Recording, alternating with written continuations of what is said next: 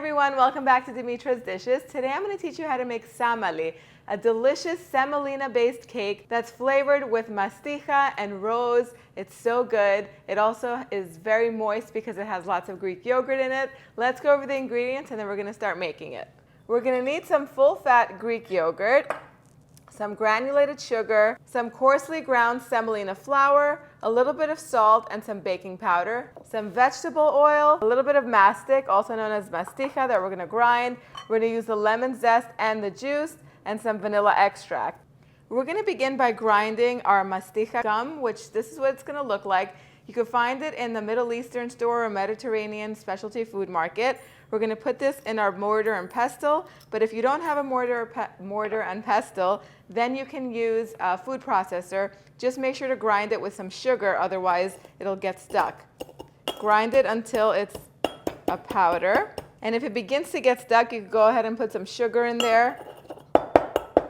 And this is what it's going to look like once it's ground. That mastika made the house smell so good. Now we're going to begin by mixing our wet ingredients.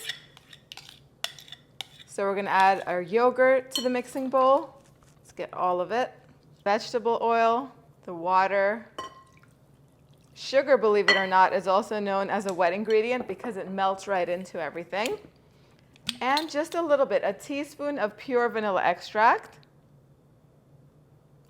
I'm just going to whisk this all up just until everything is incorporated. Now I'm going to add my mastika to the dry ingredients. Just a half teaspoon. Mastika has a very strong aromatic flavor, and you just need a little bit. So I have my mastika, my baking powder, and a little bit of salt. And if you notice, the semolina flour is very coarsely ground. That's the one that you're going to want to find. You can find semolina flour online, most likely on Amazon. I'll post a link if I can find one. I'll put it in my shop. If not, if you have a local specialty food store that sells Middle Eastern and Mediterranean foods, you'll definitely find it there. And now I'm going to add all of these ingredients in here, along with the zest of a lemon. You can use the zest of an orange too if you prefer. We're going to mix this until it's all incorporated. That is good. I'm going to set this aside. Now I'm just going to grease my baking pan with some melted butter. I have a 10-inch round baking pan, but you can use a 9 by 13-inch pan too if you have that instead. That would be a rectangular pan. Grease it very well so that way the cake does not stick. And now I'm just going to pour all of the cake batter into my prepared pan. It smells so wonderful in here. I'm going to cover this with a kitchen towel and set it aside for between 30 minutes or an hour until the semolina flour absorbs all of the liquid and it swells up. So next we're going to make the syrup. In my saucepan I have some granulated sugar. To that I'm going to add water, the juice of half a lemon. If you're using orange zest, you can use orange juice instead. And I'm just going to stir this until it comes to a boil and all the sugar is melted. So once it comes to a boil, remove it from the heat. Now we're going to add a teaspoon of rose water. If you don't have rose water or if you don't like it, you can use vanilla extract or orange blossom water. Either one will do. But give it a try with the rose water because it just smells so wonderful. As a matter of fact, I'm just going to put another teaspoon in here because I love the aroma.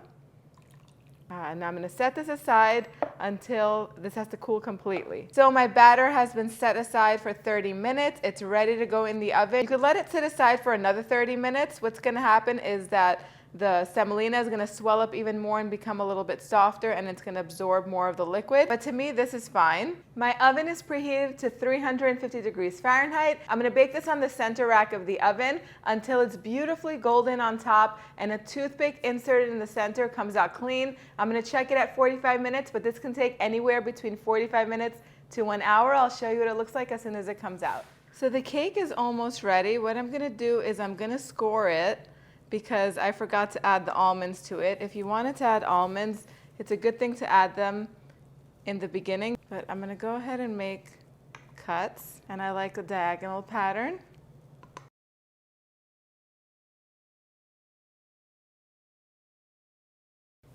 So it baked for 45 minutes. I'm just going to put the nuts on top. I'm going to kind of press them in. These are blanched almonds, or almonds that have been soaked overnight in some water. And I'm going to return this to the oven, and I'm going to let it bake at 350 degrees Fahrenheit for another 10 minutes. The toothpick came out clean. It baked for an hour. So now once the cake comes out of the oven, go ahead and cut all the way through. And while the cake is still hot, take the cooled syrup and pour it all over the cake.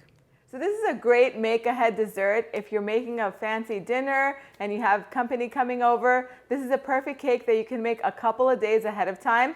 If you might have noticed that I'm wearing a whole different outfit, that's because I baked this cake yesterday. And then once it came out of the oven, I poured the syrup over it, and it takes quite a while for the syrup to cool down properly and absorb all the syrup. At first, it's going to look like the cake is just drowning in syrup and you've done something wrong. But if you have patience, you will know that the cake will just absorb every last bit of the syrup. If you were to cut into it right away, once it seems like it absorbed it all, what's going to happen is instead of the syrup being properly absorbed and dispersing all throughout the cake, you're going to have pools of syrup in your pan, and the top of the cake is going to be dry, the bottom is going to be overly soggy. So trust me when I tell you, the best thing to do, once it comes out, pour the cooled syrup over it, let it come to room temperature, then cover it with plastic wrap and store it in your refrigerator until the next day. It needs a good 8 hours in the fridge so that way it can set properly, and then you will have the most beautiful and the most delicious dessert that will be very well worth the wait. Now, a few things that I'd like to say. Have you guys ever seen those cartoons, I think on YouTube and here and there, Be Like Bob and his little stick man? Bob does this and this, so be like Bob. Well, be like Bob and don't be like me when it comes to putting the nuts on top of the cake before you bake it. Now, you will have noticed, I know, strange things go on up in this head, but anyway, that's so random. But anyway, so it's important to put the almonds on top of the cake before you put it in the oven. Now, I did it last minute because I realized that I forgot them. It's totally okay to leave them out too if you want to keep it nut-free, but it does make for a very pretty end result. So put the nuts on before. You could score the cake before you put it in the oven, so that way you know exactly where the almonds are going to sit on top. But it looks beautiful, and it is time to dig in. I think I pretty much covered everything. If not, all of the other tips and tricks are going to be written in the recipe that's going to be on the website, dimitra's.com, as usual. I'm going to dig in. I have myself a nice hot cup of tea, and I'm going to take a bite of this delicious SAMALI and see how it turned out.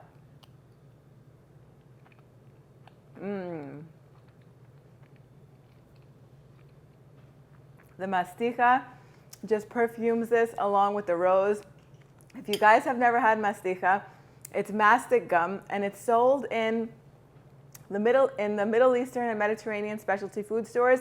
If you have one in your neighborhood, that's where you're going to want to go find one. They're usually sold as crystals, and you're going to have to mash them up like I did or grind them. If you can't find them in a store, then I definitely have it in my Amazon shop on my website, so go ahead and get it through there.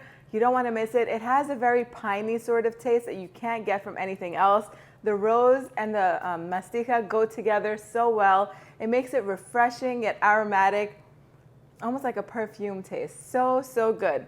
Now, if you really are not a big fan of mastika, but you still want to make this cake, if you've tried it over and over again, it's just not your thing, cardamom is a very good substitute. So you can grind up some cardamom seeds and put them in there. Or you can leave it plain with vanilla extract, maybe even put a touch of almond extract in there, like maybe a 1/4 teaspoon. Will do the trick. But to be honest, there's nothing like this. Even though it's a syrupy cake, it's definitely not soggy. Make yourself a cup of tea, grab the recipe on dimitra's.com, make this, and let me know what you think in the comment section down below. The recipe links are always in the description box down below. Thank you guys so much for spending time with me today. I'll see you all next time. Yes, us.